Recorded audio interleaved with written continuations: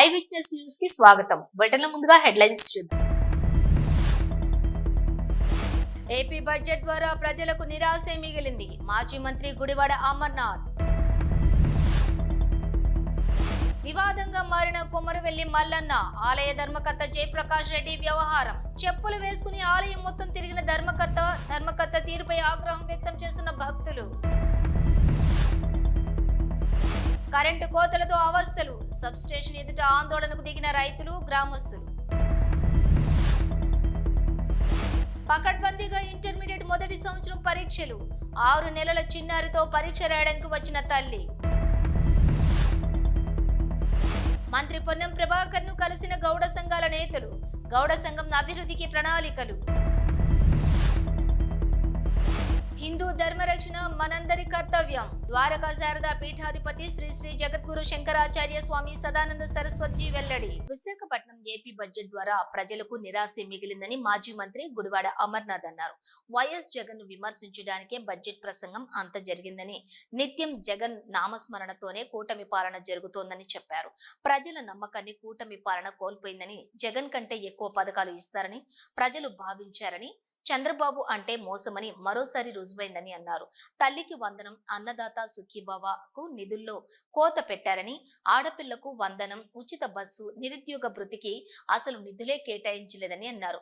YS Jagan మేనిఫెస్టోను భగవద్గీతగా భావించారని, 90% పైగా హామీలు అమలు చేశారని, జగన్మోహన్ రెడ్డి విలువ ఇప్పుడు అందరికీ తెలుస్తుందని, కోవిడ్ సమయంలోనూ సంక్షేమ పథకాలను అమలు చేశారని, కూటమి ఎన్నికల హామీలు అమలు చేసే వరకు పోరాటం చేస్తామని చెప్పారు. 2025-26 సంవత్సరానికి సంబంధించి నిన్న ప్రభుత్వం పెట్టినటువంటి బడ్జెట్ దాదాపు 3,22,000 కోట్ల రూపాయలతో నిన్న బడ్జెట్ ప్రవేశపెట్టినప్పుడు రాష్ట్ర ప్రజలు అందరూ కూడా చాలా ఆశగా ఎదురు చూశారు. సహజంగా ఒక ప్రభుత్వం బడ్జెట్ ప్రవేశపెట్టేటువంటి సమయంలో రాష్ట్రంలో ఉన్నటువంటి పేదవారు, ప్రభుత్వం మీద ఆధారపడినటువంటి కుటుంబాలు ఆ బడ్జెట్ లో పొందుపరిచేటువంటి కేటాయింపుల్లో ఆ కేటాయింపుల ద్వారా మన జీవితాలు మారుతాయి, మన జీవన విధానం మారుతుంది, మన ప్రాంతాలు అభివృద్ధి చెందుతాయి, మన భవిష్యత్తు బాగుంటుంది అని చెప్పి రాష్ట్రంలో ముఖ్యంగా పేదవారు ఎదురు చూస్తారు. వీటన్నిటికన్నా మించి బడ్జెట్ పెట్టేటువంటి ప్రభుత్వం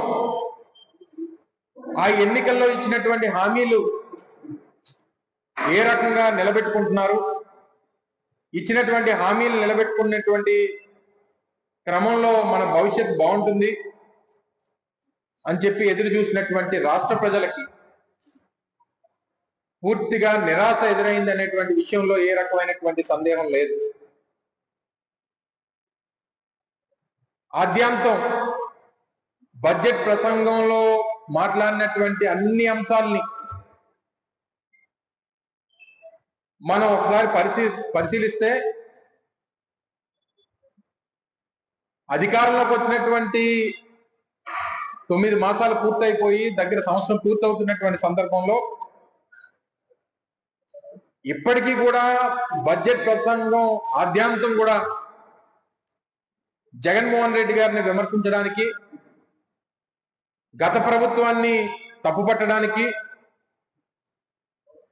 ఇప్పుడు అధికారంలో ఉన్నటువంటి చంద్రబాబు నాయుడు గారిని, వారి కొడుకుని పొగడడానికి బడ్జెట్ ప్రసంగం అంతా కూడా కనబడింది తప్ప ఈ రాష్ట్రంలో ఉన్నటువంటి పేదవాడి తాలూకా జీవన విధానాన్ని మార్చడానికి ఎక్కడ కూడా ఆ ఉద్దేశంతో ప్రభుత్వం ఎక్కడ కూడా బడ్జెట్ ని పొందుపరచలేదు అనేటువంటిది ఈరోజు వైఎస్ఆర్ కాంగ్రెస్ పార్టీ కానీ రాష్ట్రంలో పేదవాడు కానీ భావిస్తా ఉన్నాడు అనేటువంటి విషయాన్ని సందర్భంగా తెలియజేస్తా ఉన్నాం. నిత్యం జగన్నామ స్మరణం. మీరు అధికారంలోకి వచ్చారు, సంవత్సరం పూర్తయిపోతా ఉంది, ఇప్పటికే ఒక బడ్జెట్ ని ప్రవేశపెట్టారు, రెండోసారి పూర్తి స్థాయి బడ్జెట్ ని ప్రవేశపెట్టారు. మా అయితే ఇంకో 3 సార్లు మీరు ఈ ప్రభుత్వంలో మీరు మరో 3 సార్లు బడ్జెట్ ప్రవేశపెట్టగలరు. ఇప్పటికీ కూడా ఇంకా జగన్మోహన్ రెడ్డి గారి మీద పడేయడం తప్ప గత ప్రభుత్వం చేసినటువంటి కార్యక్రమాలు, అప్పుడు ఇచ్చినటువంటి సంక్షేమ పథకాలు సరే మీరు ఎలాగా ఇవ్వలేరు, మీ చేత కాదు. మీరు కేవలం ప్రజల తాలూకు ఆశల్ని, వారి నమ్మకాన్ని, వారు ఏదైతే ఈ ప్రభుత్వం వస్తే జగన్మోహన్ రెడ్డి గారి కన్నా మేలైనటువంటి పథకాలు ఇస్తారు, జగన్మోహన్ రెడ్డి గారు ఇచ్చినటువంటి సంక్షేమ కార్యక్రమాల కన్నా మెరుగ్గా ఇస్తారు, ఇంకా ఎక్కువ ఇస్తారు, 2 3 ఎక్కువ ఇస్తారు అని చెప్పి పాపం ఆశపడి ప్రజలు ఓట్లేస్తే వివాదంగా మారిన కొమరవెల్లి మల్లన్న ఆలయ ధర్మకర్త జయప్రకాష్ రెడ్డి వ్యవహారం. మహాశివరాత్రి రోజు మల్లన్న కళ్యాణం జరిపిన ప్రాంగణంలో బండరితో పెద్దపట్నం వేశారు. అయితే భక్తులైతే చెప్పులు వేసుకుని ఆలయం మొత్తం తిరిగి పెద్దపట్నం బండారిని తొక్కిన ఆలయ ధర్మకర్త. దీంతో ధర్మకర్త తీరుపై ఆగ్రహం వ్యక్తం చేస్తున్నటువంటి భక్తుల మనోభావాలను దెబ్బతీసిన ధర్మకర్త జయప్రకాష్ రెడ్డిపై చర్యలు తీసుకోవాలని భక్తులు డిమాండ్ చేశారు.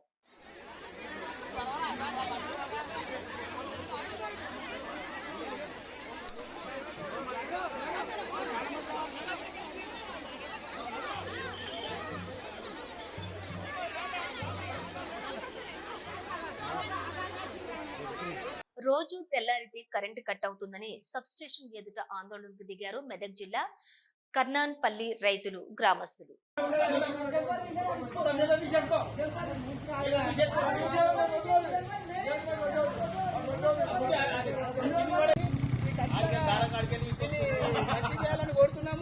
ఇప్పటిదాకా సబ్మిషన్ కూడా పోయినాము, ఎవరు సహకరిస్తున్నారు, ఏ చెప్పినాం, టీ చెప్పినాం, అందరు చెప్పినాము. ఈ మొత్తం మీద ఈ జైలుతో సహా ఉంది. ఏడాది అయితే ట్రాన్స్ఫర్ తీసుకొచ్చి చేస్తలేరు. ఇవన్నీ చేయకపోవడం కారణము చాలా ఇబ్బందిగా ఉన్నది. ఇది మొత్తం తొందరగా దీన్ని చేయాలని కోరుతున్నాం. స్కూల్ పిల్లలు బస్ స్టాండ్ ఈయనే ఉన్నది. స్కూల్ బస్సు కూడా ఇక్కడికి వచ్చి ఈయన అవుతాయి. ఒక 100 మంది పిల్లల దాకా చిన్న చిన్న పిల్లలు ఉంటారు. దీనికోసము ఇక్కడనే మూత్రం చేసే పరిస్థితి ఏర్పడుతుంది. దీనివల్ల పిల్లలకు ప్రాణాపాయ స్థితి ఉన్నది. దీన్ని ఖచ్చితంగా ఎంత తొందరగా చేసి అంత మంచిగా ఉంటుంది. ఈ సంవత్సరం కాలం నుంచి పొద్దున్న 6:30 7 గంటలకు నల్లొచ్చే టైంలో ఈ కరెంటు పోతుంది. పిల్లలకు ఈ ఇబ్బంది అవుతుంది. అంటే ఇక్కడ చాలా ఇబ్బందితో ఉన్నది. పిల్లలు ఖచ్చితంగా డేంజర్ ఉన్నది. పార్వతీపురం మన్యం జిల్లా పార్వతీపురంలో పకడ్బందీగా ఇంటర్మీడియట్ మొదటి సంవత్సరం పరీక్షలు ప్రారంభమయ్యాయి. 6 నెలల చిన్నారితోటి పరీక్ష రాయడానికి వచ్చిన తల్లి, పరీక్షలు సజీవంగా సాగడానికి అన్ని ఏర్పాట్లు చేసిన అధికారులు.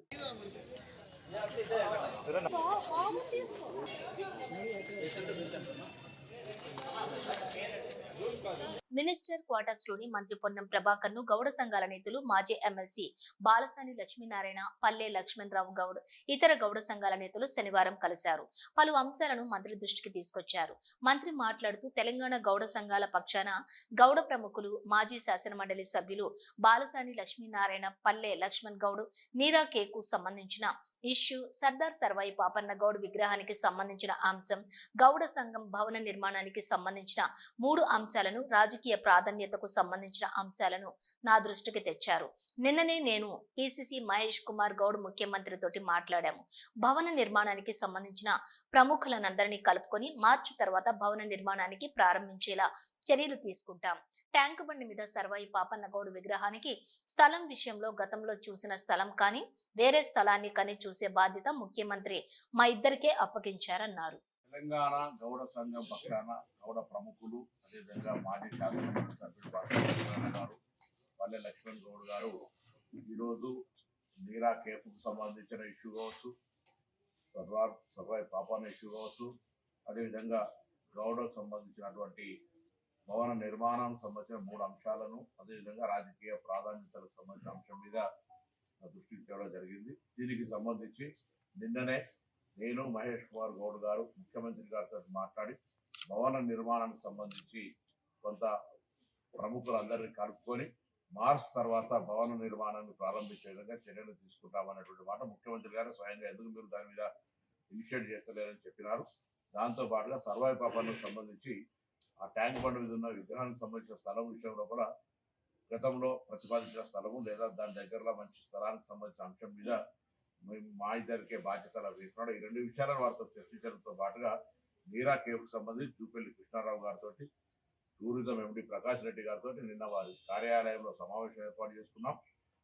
బీసీ కార్పొరేషన్ తరఫున అదేవిధంగా టాడీ టాపర్ కార్పొరేషన్ ఎండి గారు కూడా నిన్న సమావేశంలో పాల్గొన్నారు.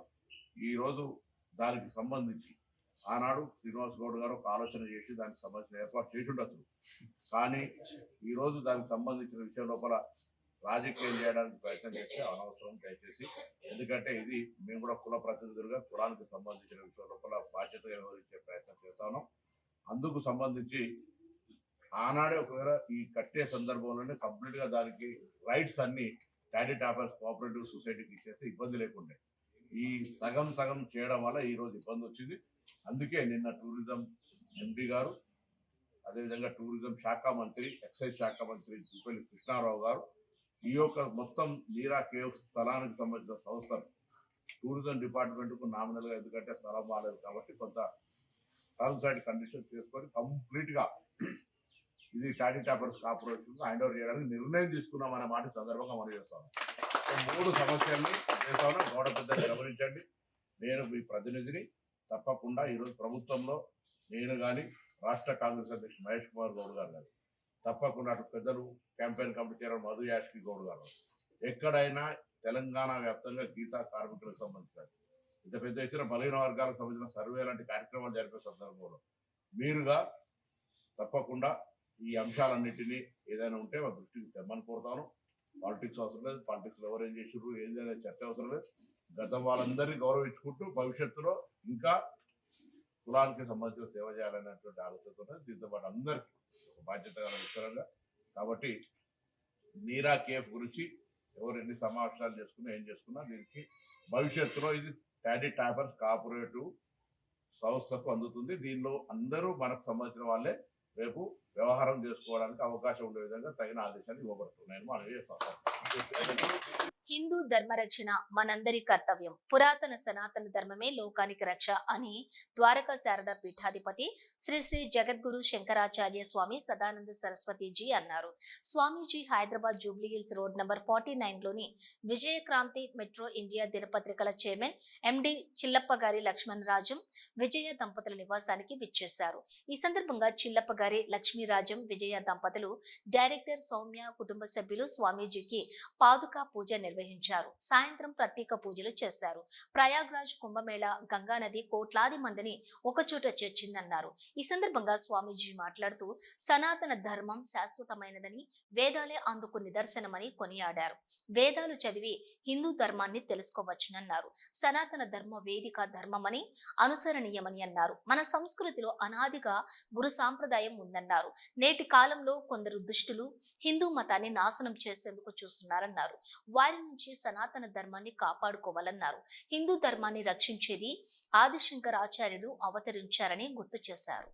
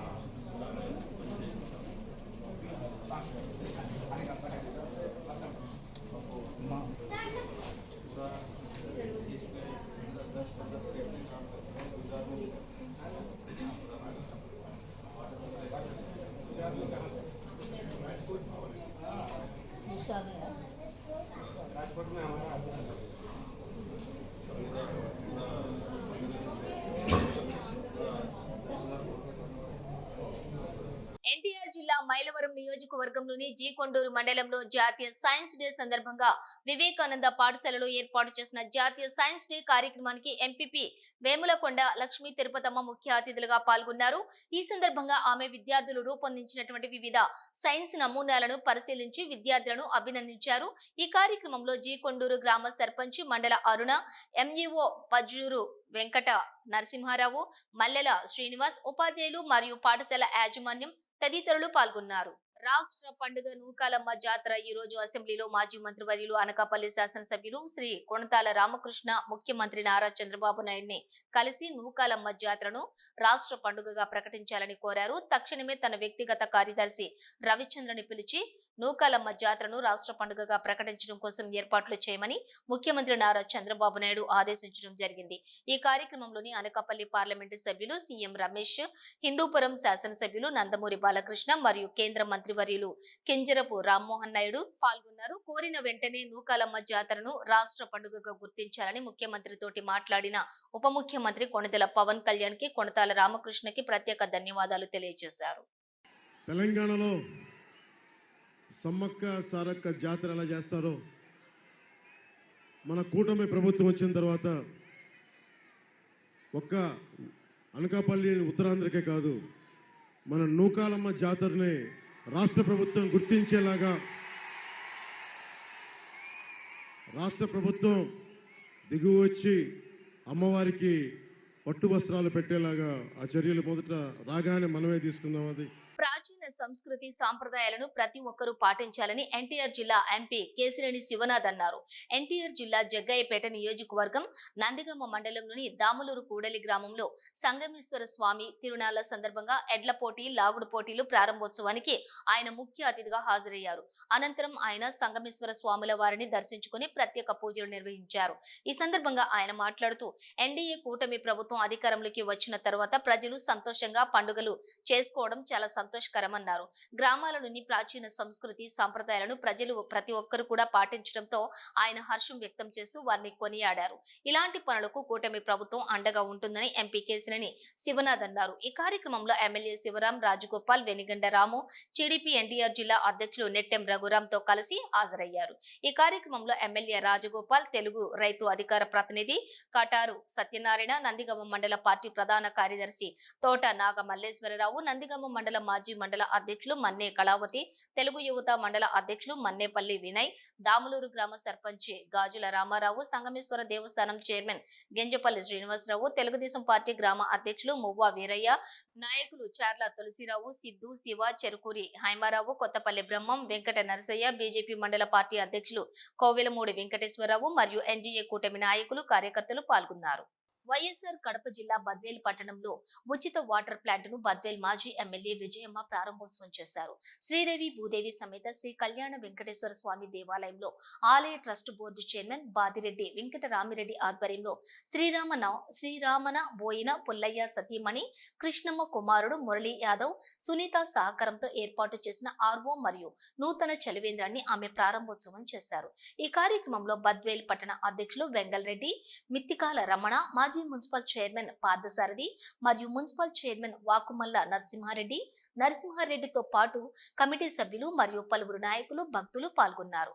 మాజీ ఎమ్మెల్యే విజయమ్మకు ఆలయ ప్రధాన అర్చకులు రమేష్ శర్మ వేద మంత్రాలతోటి పూర్ణ కుంభంతో స్వాగతం పలికి ప్రత్యేక పూజలు నిర్వహించారు.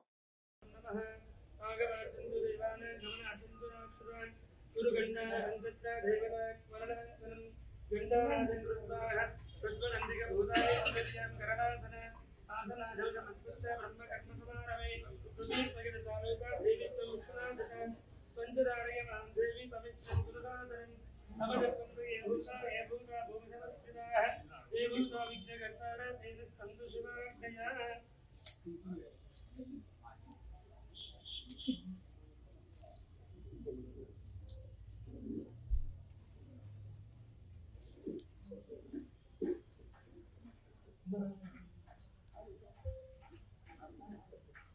ఈ నెల 14న పిఠాపురంలోని జరగబోవు జనసేన పార్టీ ఆవిర్భావ దినోత్సవం సందర్భంగా సభా నిర్వహణపై ఈ రోజు కాకినాడలో జరిగిన సన్నాహక సమావేశంలో పాల్గొన్న మాజీ మంత్రివర్యులు శాసనసభ సభ్యులు శ్రీ కొణతాల రామకృష్ణ మాట్లాడుతూ పవన్ కళ్యాణ్ మరో ఆంధ్ర కేసరి టంగుటూరి ప్రకాశం అని, ఆయన పోరాటం వల్ల రాష్ట్రంలోనే కాదు దేశంలో కూడా ఎన్డీఏ ప్రభుత్వం ఏర్పడిందని, మోడీ కూడా పవన్ కళ్యాణ్ ని తుఫాన్ అని ప్రశంసించారని, పవన్ కళ్యాణ్ నాయకత్వంలో రాష్ట్రం అభివృద్ధి చెందుతుందని, 14న జరగబోయే పార్టీ ఆవిర్భావ దినోత్సవం విజయవంతం చేయాలని పిలుపునిచ్చారు.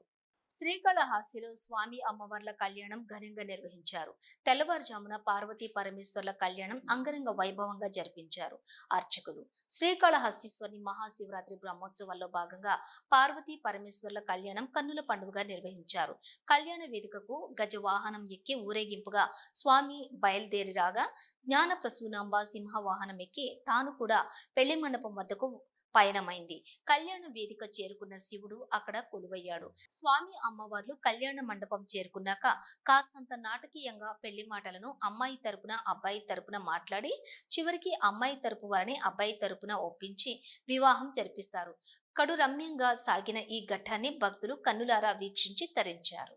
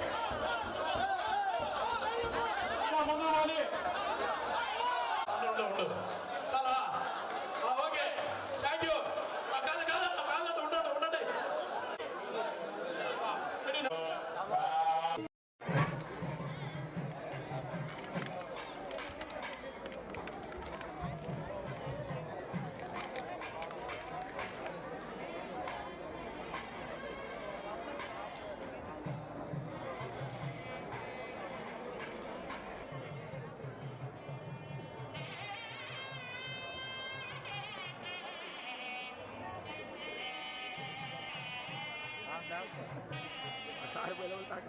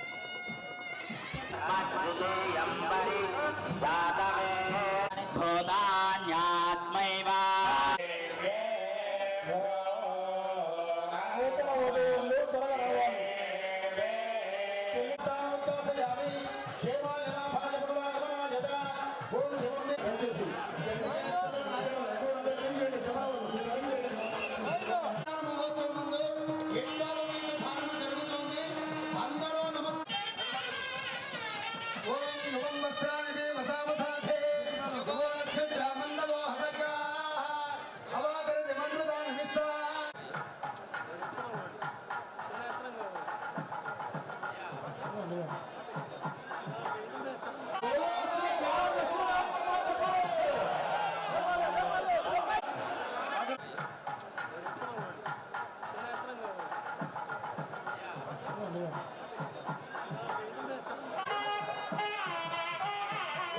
పొడి మీద కుంకుమ పొట్టు పెట్టండి. హర హర మహాదేవ. హర హర మహాదేవ. హర హర మహాదేవ. శంభో శంకర.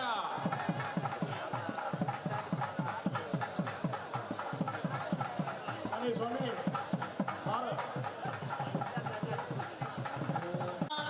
ఆదిత్య సత్యమామని ఆ వస్త సత్యమామరನ್ನು 3 సార్లు కోరి ఒకరికొకరు పూలమాల చేతిలో తీసుకొని అలా ఒకరికొకరు పూలమాల మార్చుకోండి. అలా చూపించండి స్వామి. స్వామి పూలమాల భక్తులకు చూపించండి. స్వామి వారికి తాకిచ్చి అమ్మవారు తాకిచ్చి ఇవ్వండి. ఓం పశవో మేక మత్సమృద్ధ్యత యజ్ఞో మేక మత్సమృద్ధ్యత. అలా చూపించండి. యజ్ఞో మేస మొగ మత్సమృద్ధ్యత శ్రియో మేక మత్సమృద్ధ్యత పుష్పమాలికాన్ని సమర్పయామి. ఏంటి? తీసుకోండి. మన తాకిచ్చి వేయండి. అలాగే 3 సార్లు. పశవో మేక మత్సమృద్ధ్యత యజ్ఞో మేక మత్సమృద్ధ్యత శ్రియో మేక మత్సమృద్ధ్యత అయం ముహూర్త శుభ ముహూర్తో అస్తు సుప్రతిష్ఠితమస్తు శుభలగ్నమస్తు అయం ముహూర్త శుభ ముహూర్తో అస్తు.